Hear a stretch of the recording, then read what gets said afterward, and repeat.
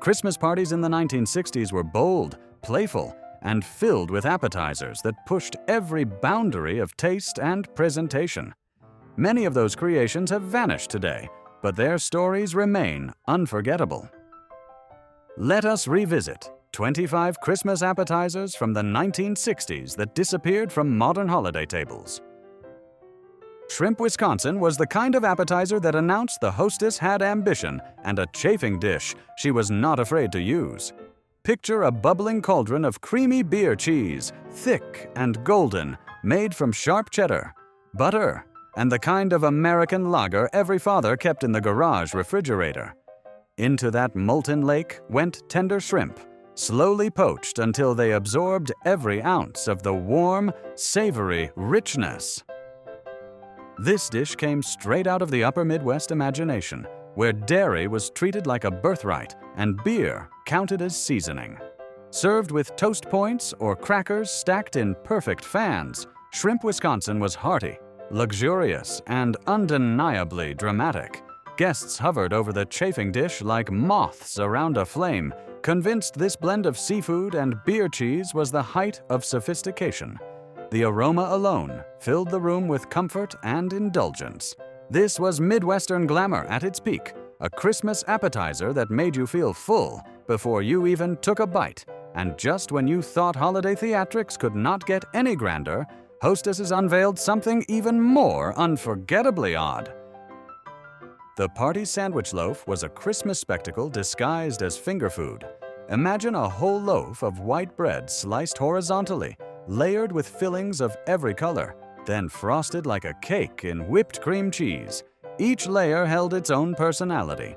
Tuna salad tinted pale pink with pimento, egg salad glowing yellow with paprika, ham salad shaded pastel green from relish. When sliced, the cross-section resembled edible stained glass, a moment that never failed to make guests gasp. This was not just food, it was suburban showmanship, a sign the hostess had both the time and the confidence to serve an entire loaf of sandwiches masquerading as dessert. Children stared at it with suspicion. Adults pretended it was elegant. But everyone took a slice because refusing something this theatrical felt like breaking a holiday rule. The party sandwich loaf was the definition of presentation over practicality, a monument to mid-century ambition. And if that loaf pushed the limits of whimsy, the next creation proved that elegance could come straight from a can. Canned oyster pâté canapés whispered sophistication while shouting practicality. In the 1960s, canned oysters felt worldly, a taste of coastal glamour for households living hundreds of miles from any ocean. Hostesses blended the soft, briny oysters with butter, lemon juice, and Worcestershire sauce until the mixture turned into a smooth, pale pâté.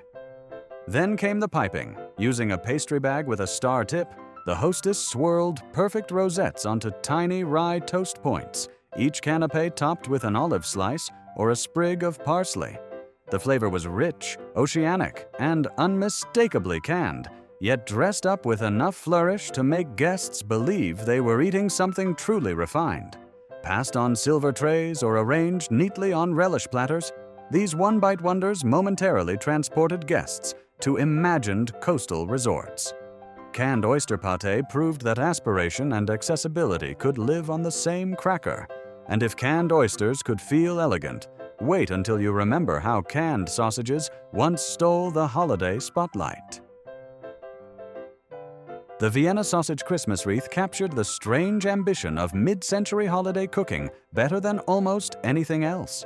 This shimmering ring of savory gelatin was equal parts appetizer and ornament, proudly displayed before anyone dared carve into it.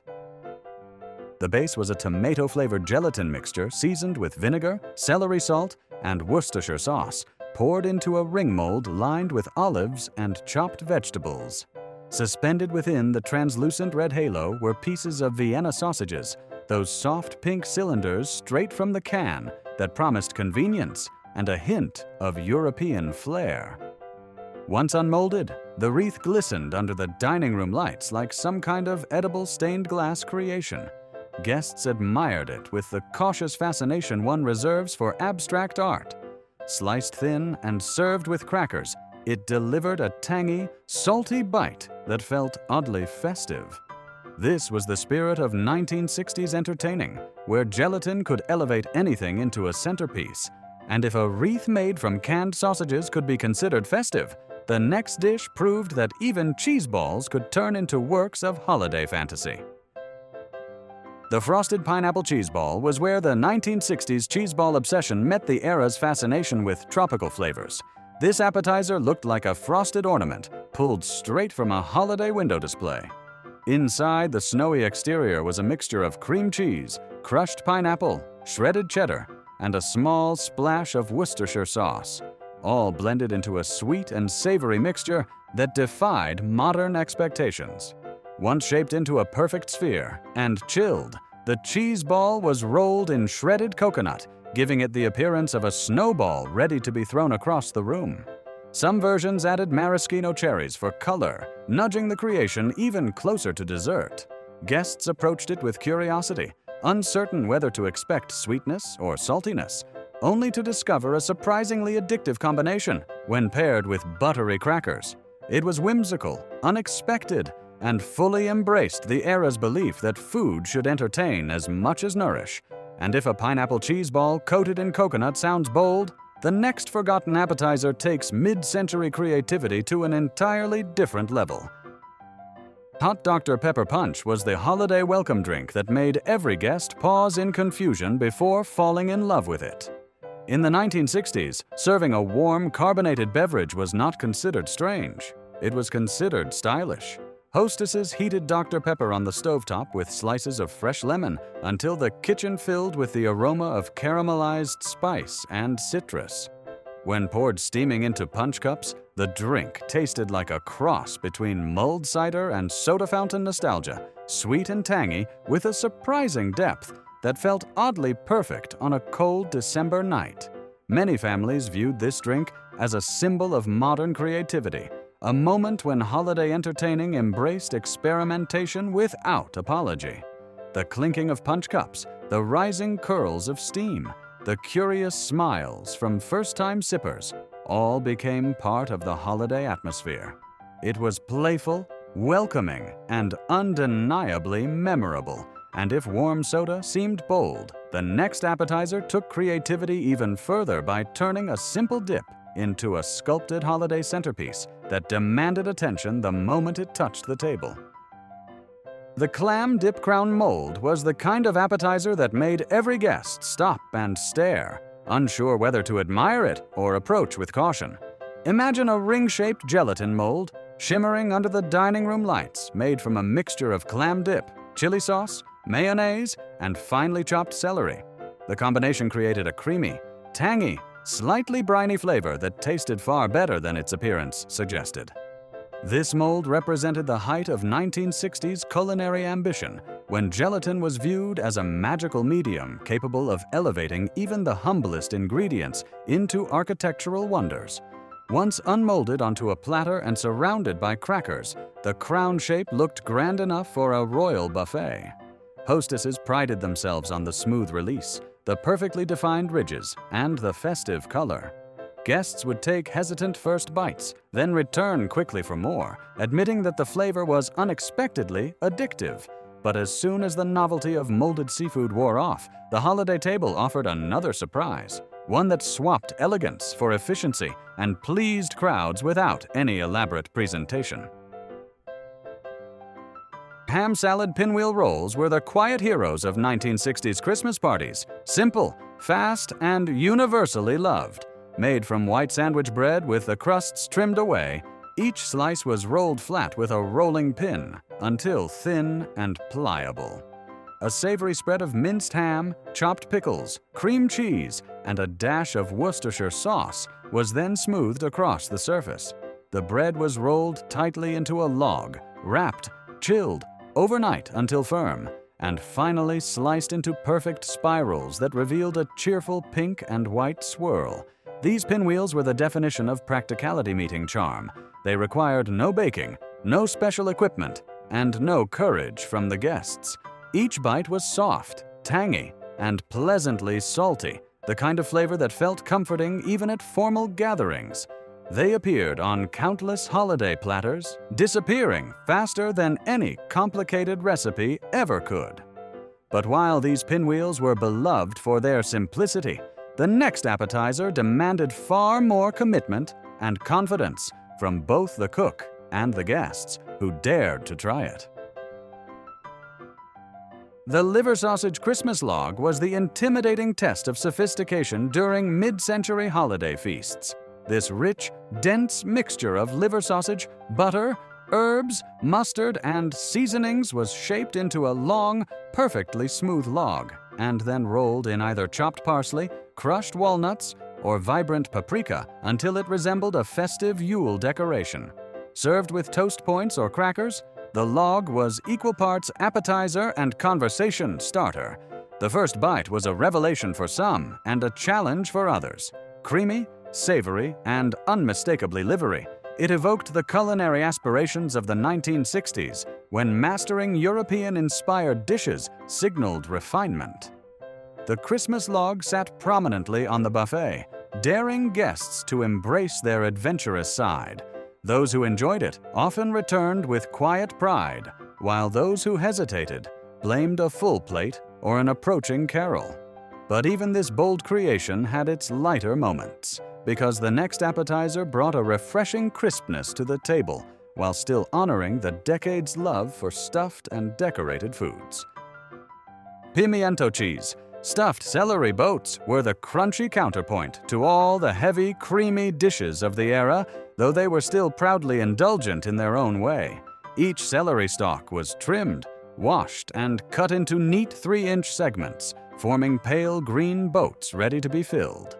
The stuffing was a vivid orange mixture of cream cheese, shredded cheddar, pimientos, and a splash of Worcestershire sauce, whipped until smooth and slightly fluffy. Piped or spooned into the hollow centers, the filling contrasted beautifully with the crisp bite of the celery. These boats were arranged in tidy rows on relish trays, often dusted with paprika or garnished with chopped nuts. They represented the illusion of health at holiday gatherings, a way to pretend vegetables were making an appearance while still delivering the comforting richness people craved. Guests appreciated the freshness and the satisfying crunch, especially after sampling so many dense and daring appetizers.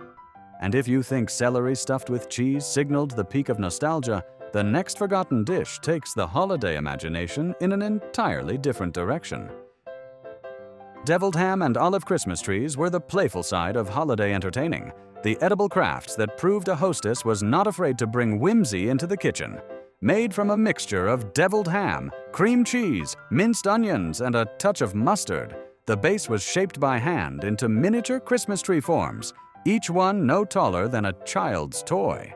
The mixture was chilled until firm, then decorated with a precision that rivaled actual tree trimming. Sliced green olives became ornaments. Red pimientos became garlands.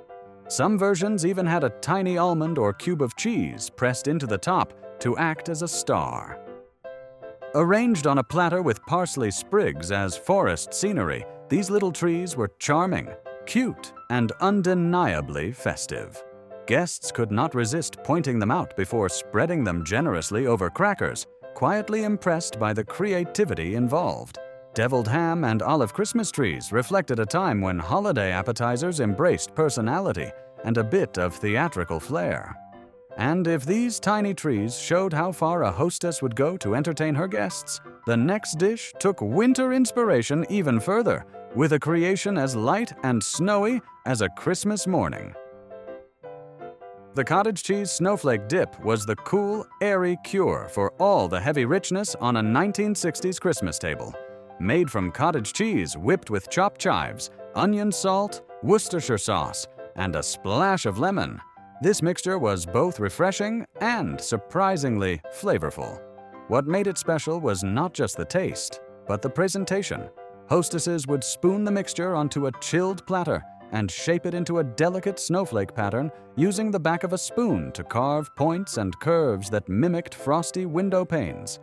Sometimes celery seeds or paprika were sprinkled lightly across the top to give the snowflake extra detail and texture. served with crackers or crisp vegetables. The dip reminded guests that not everything at a holiday party had to be rich enough to weigh down the table. Light, tangy, and softly creamy, it provided a welcome contrast to the more decadent dishes. Cottage cheese snowflake dip was proof that simplicity could also be beautiful, especially when shaped with care and served with charm. But just as this snowy creation offered a moment of cool relief, the next appetizer returned guests to the quirky comforts of true Midwestern nostalgia. Pickle and bologna spirals were the unapologetically simple stars of many Midwestern Christmas gatherings, proof that a few humble ingredients could create something strangely irresistible. Thin slices of bologna were laid out like pale pink canvases, each one spread with a smooth layer of cream cheese mixed with finely chopped pickles and a whisper of onion. Some families added a dash of mustard or Worcestershire sauce for extra bite, while others kept the recipe strictly traditional.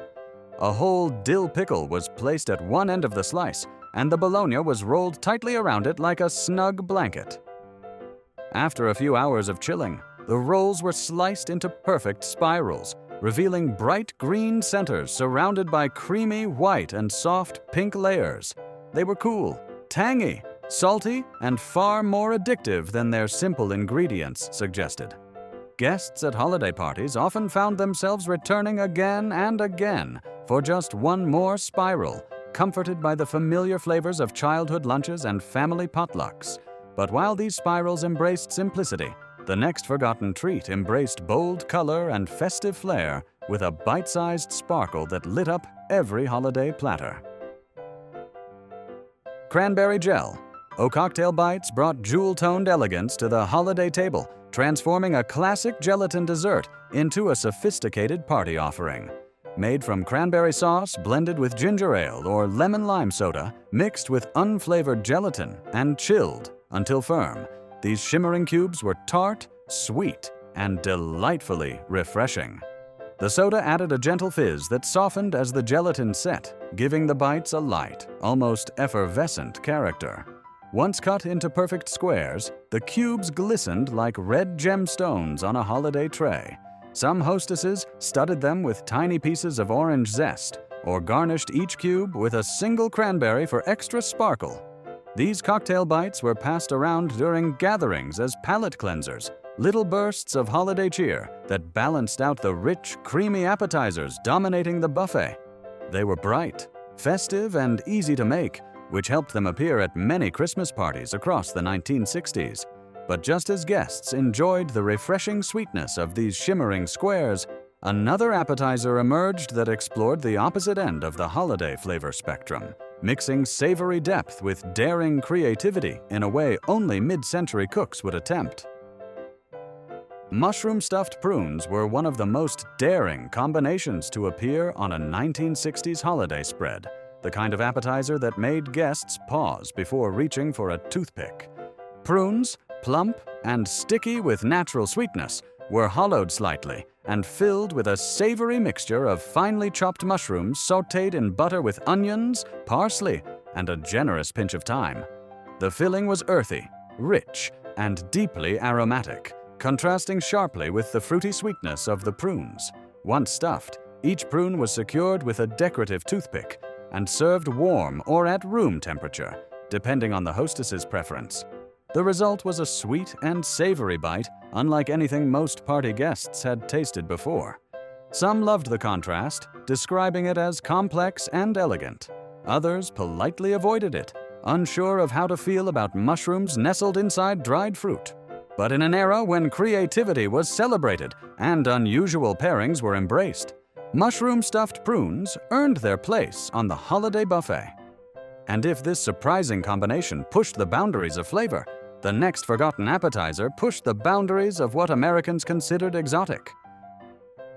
Cold curried chicken salad in pastry shells brought an unexpected touch of elegance to 1960s Christmas parties, a dish that blended exotic ambition with familiar comfort. At a time when American home cooks were just beginning to experiment with international flavors, curry powder felt thrilling and sophisticated. Diced chicken was mixed with mayonnaise, chopped celery, raisins, and a careful sprinkle of curry that turned the filling a gentle golden color.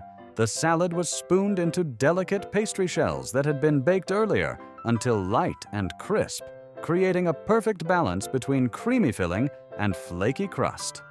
Each shell looked like a tiny treasure chest, holding flavors that were intriguing without being overwhelming. Guests were drawn to their neat, polished presentation, and the surprise of mild curry added just enough adventure to make them memorable.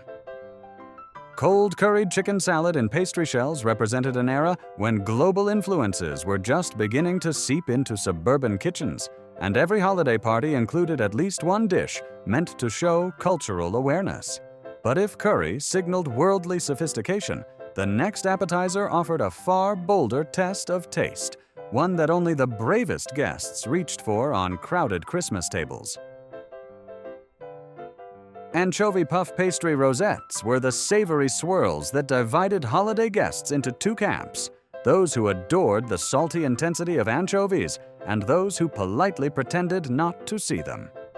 Made by layering thin sheets of puff pastry with softened butter, grated cheese, herbs, and a fine mince of anchovy fillets, these rosettes were rolled, sliced, and baked until the spirals puffed into golden pinwheels.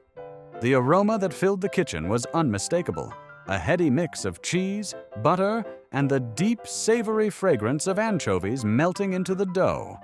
Guests who dared to try them were rewarded with a crisp, flaky bite that delivered a burst of umami richness unmatched by milder appetizers. Anchovy rosettes were not designed to please everyone. They were for the sophisticated, the adventurous, or at least the polite. They represented a time when Christmas entertaining embraced strong flavors and bold choices, even if half the room avoided the platter altogether. And while these savory spirals left an unforgettable impression, the next dish took boldness to an entirely different level, with a holiday classic that shimmered, wobbled, and fascinated all who approached it. Tomato aspic Christmas squares were the shining red enigma of mid-century holiday tables, a dish that blended savory flavors with gelatin's architectural potential. Made from tomato juice, simmered with lemon, celery salt, hot sauce, and Worcestershire sauce, the mixture was combined with unflavored gelatin and poured into shallow pans to set. Once firm, it was sliced into tidy squares and crowned with a small dollop of mayonnaise or a single perfectly placed shrimp. The squares glistened like stained glass, catching the Christmas lights and wobbling gently with every movement. Tomato aspic was a holdover from an era that believed gelatin could elevate anything into elegance, and many home cooks treated it as a symbol of modern culinary skill. The taste was tangy, savory, and surprisingly refreshing, though its texture divided guests sharply. Some considered it refined, others mysterious, and children generally refused to negotiate with it at all. Tomato aspic Christmas squares may not have been universally loved, but they were impossible to ignore. And after sampling something so bright and daring, guests welcomed the return of sweetness and nostalgia that defined the next beloved holiday creation. Frozen fruit salad cups were the frosty, pastel-colored gems of the 1960s Christmas buffet, a dessert disguised as an appetizer and embraced by guests for its cool, creamy charm. Made from a mixture of whipped topping, mayonnaise, miniature marshmallows, crushed pineapple, cherries, and chopped nuts, the blend was spooned into small paper cups and frozen until solid. The result was a soft, dreamy texture, somewhere between ice cream and fruit salad, a refreshing bite that melted slowly on the tongue and offered relief from heavier holiday fare. Each cup was peeled open like a tiny gift before being enjoyed, revealing shades of pink, yellow, and white that made the table look cheerful and festive. Kids adored them, adults pretended to take them for nostalgia's sake, and everyone appreciated the sweetness after sampling the more unusual appetizers of the era. Frozen fruit salad cups embodied a time when holiday cooking celebrated whimsy and color without apology. But just as these icy delights offered a gentle moment on the palate, The next appetizer swung the pendulum straight back to savory indulgence with a taste of tropical flair. Mini Spam and pineapple skewers were born from the nation's obsession with Polynesian culture, a fad that swept across America during the post-war years and continued straight into Christmas entertaining. These bite-sized skewers featured cubes of Spam, each one seared until crispy on the edges, threaded onto toothpicks alongside bright pineapple chunks that glistened like tiny ornaments. The contrast between salty, smoky Spam and sweet, juicy pineapple created a flavor combination that felt playful and adventurous. Some hostesses brushed the skewers with a glaze of brown sugar and soy sauce before broiling them briefly, allowing the edges to caramelize and deepen in flavor.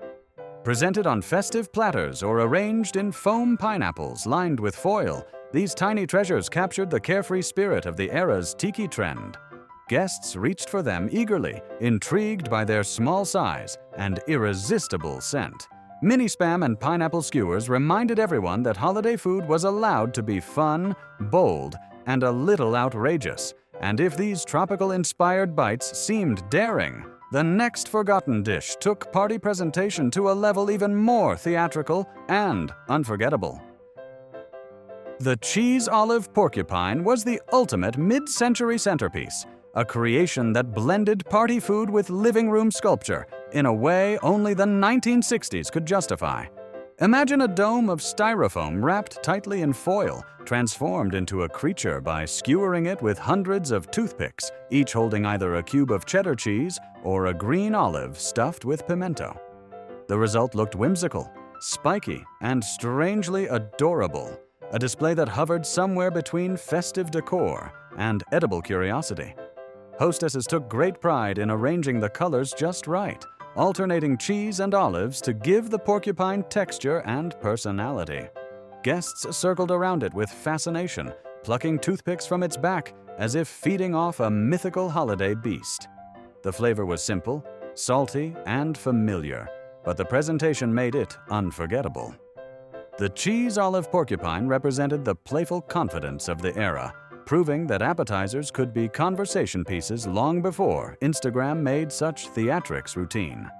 And if you thought a porcupine made of cheese and olives was bold, the next dish took vintage daring to a whole new level and brought the ocean straight to the holiday table. Cold sardine. Spread on buttered saltines was the bracing, salty shock of the 1960s appetizer tray, a dish that felt like a holdover from leaner decades, but somehow still earned its place among the more glamorous offerings. Canned sardines were mashed with softened butter, lemon juice, minced onions, and a touch of mustard, creating a dense, savory spread with a bold aroma that announced itself long before the platter reached the guests.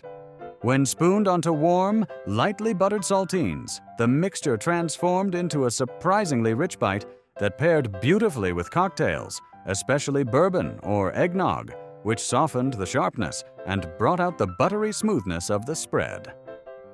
Adults often approached this dish with nostalgia, remembering a time when pantry staples stood in for luxury, while younger guests eyed it cautiously before eventually giving in. Cold sardine spread reminded everyone of how deeply practical holiday entertaining used to be when canned goods were celebrated instead of hidden. But just as the briny intensity of sardines lingered on the palate, the next appetizer swept in with bold sweetness and savory depth, wrapped in a glossy sauce that defined an entire generation of party cooking. Pâté de foie meatballs in grape jelly sauce were one of the earliest, more daring ancestors of the cocktail meatball trend that would take the 1970s by storm. These rich meatballs were made from a mixture of ground pork, chicken livers, eggs, and breadcrumbs, seasoned with thyme, onion, and a splash of brandy. Rolled small and browned in a skillet, they were already luxurious before they met their signature sauce. The grape jelly and chili sauce mixture melted together into a glossy, sweet, tangy glaze, coated the meatballs in a surprising harmony of flavors. The sweetness softened the mineral intensity of the liver, while the chili sauce added just enough heat to balance the richness. Guests were always intrigued by how unexpectedly delicious the combination was, especially those who never sought out organ meats on purpose. The meatballs simmered in their sauce all evening, filling the room with warm, sweet, savory aromas that made them impossible to resist. And while this dish proudly embraced bold flavors, the next appetizer leaned into elegance and artistry, shaping simple ingredients into tiny edible sculptures worthy of the most ambitious hostess. Salami cornet cones were the sophisticated, savory bites that brought delicacy and charm to the 1960s holiday buffet.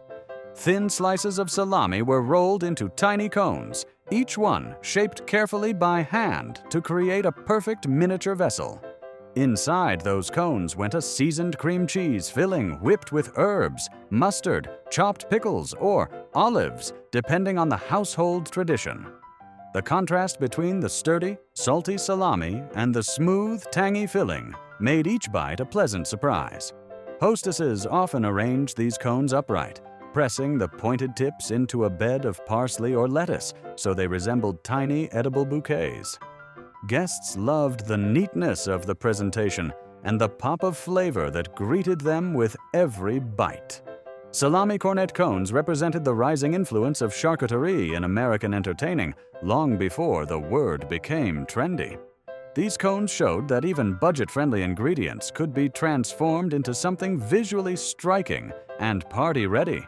But while these savory cones were refined and tidy, the next dish brought back all the mid-century fascination with gelatin, blending sweet, salty, and quirky flavors into one unforgettable holiday bite. Ham and pineapple. Aspic bites were a shimmering embodiment of mid-century culinary eccentricity, a dish that dared to suspend savory holiday flavors inside jewel-bright gelatin. Made from pineapple juice, simmered with lemon, a dash of hot sauce, and unflavored gelatin, the mixture was poured into molds filled with tiny cubes of cooked ham and pineapple tidbits. Once set, the bites were cut into perfect squares or released from tiny individual molds, each portion glistening like a festive ornament. The flavor was both sweet and tangy, with the saltiness of the ham providing a surprising counterbalance that made the bites more intriguing than they first appeared. The texture was smooth and quivering, a sensation that some guests loved and others politely avoided.